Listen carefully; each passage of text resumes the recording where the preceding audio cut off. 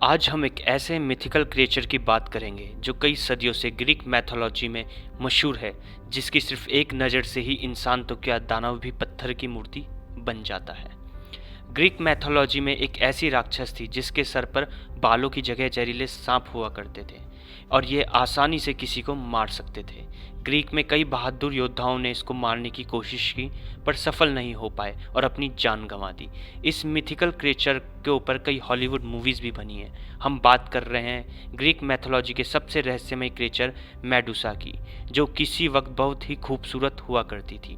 फिर ऐसा क्या हुआ जो उसकी गलती के बिना उसे ऐसी सज़ा मिली कि वो एक खतरनाक राक्षस में बदल गई।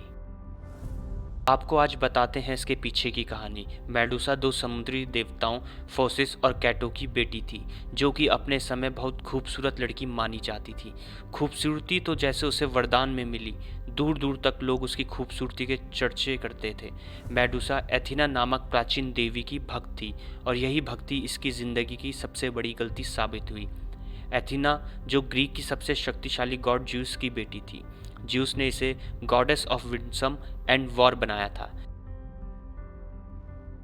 मेडुसा की खूबसूरती की वजह से ये सबकी पसंदीदा थी, लेकिन मेडुसा बचपन से ही एथिना को अपना रोल मॉडल मानती थी और उसी के चलते मेडुसा एथिना के मंदिर की पुजारन बनने की तैयारी शुरू कर दी, लेकिन उसके लिए कई शर्त पूरी करनी पड़ती थी और सबसे इम्पॉर्टेंट थी कि पुजारिन की बॉडी और सोल सबसे प्योर होनी चाहिए। और मेडुसा बचपन से ही इन सब शर्तों का ख्याल रखना शुरू कर दिया था, इसलिए मेडुसा के लिए ये सब आसान था।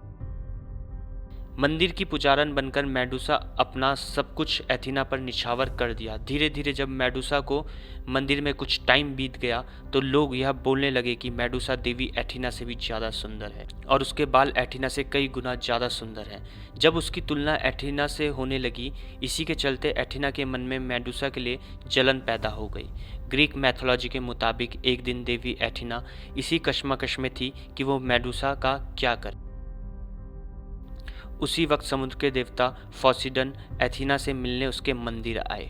वहां मेडुसा की खूबसूरती देख हैरान रह गए और मन ही मन यह ठान ली कि वो मेडुसा को हासिल करके रहेंगे। पोसीडन ने कई बार मेडुसा को अपने दिल की बात बताई, लेकिन मेडुसा तो पुजारन थी और उसने हर बार पोसीडन को ठुकरा दिया, जिससे गुस्सा होकर पोसीडन ने यह फैसला किया कि वो जबरदस्ती ही मेडुसा को हासिल करेगा। एक दिन मेडुसा मंदिर का सामान लेने बाहर गई हुई थी। उसे एक आवाज़ आई। जब वह मेडुसा पीछे मुड़कर देखा तो उसके पीछे पानी की बहुत बड़ी लहर थी और देखते देखते वह लहर पोसीडन में बदल गई। मेडुसा ने यह बात जान ली और अपनी जान बचाने के लिए देवी एथिना के मंदिर भागी, यह सोच के कि एथिना उसकी रक्षा करेगी, लेकिन उसकी रक्षा किसी ने नहीं की। पोसीडन अपने इरादों में कामयाब हो गया और जब एथिना ने मेडुसा की यह हालत देखी तो उसे बहुत गुस्सा आया और उसने उसे श्राप दे डाला कि जिस खूबसूरत बालों में तुम्हें घमंड है वो जहरीले सांपों में बदल जाएंगे और जिस खूबसूरती को देखने के लिए लोग तरसते हैं वो इतनी भयंकर हो जाएगी कि जिसे देखते ही लोग पत्थर बन जाएंगे।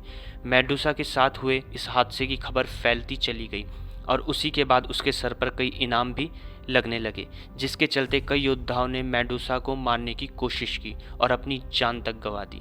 दुनिया की सबसे खूबसूरत लड़की के नाम से जानने वाली लड़की मेडुसा अब एक खतरनाक राक्षस में बदल गई।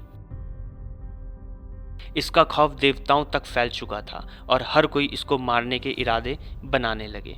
इस हादसे के कई साल बाद शहर पर एक और मिथिकल मॉन्स्टर कैक्रेन का हमला होता है और इस कैक्रेन को मारने के लिए पर्शियस नामी योद्धा खड़ा होता है, जो ज्यूस की ही एक औलाद थी। पर्शियस को कामयाब करने के लिए सभी देवताओं ने अपने शक्तिशाली हथियार दिए, जिसके चलते पर्शियस ने मेडुसा का सर काटने में कामयाब हो गया और पर्शियस मेडुसा के कटे सर को दिखाकर कैक्रेन मॉन्स्टर को पत्थर की मूर्ति में बदल देता है। इस तरह मेडुसा की नर्क भरी जिंदगी का अंत होता है। आपको क्या लगता है कि मेडुसा एक राक्षस थी या किसी देवी के जलन की शिकार? कमेंट में ज़रूर बताना और अगर हमारे चैनल को सब्सक्राइब नहीं किया है तो चैनल को सब्सक्राइब करें। मिलते हैं नेक्स्ट वीडियो में। Thank you.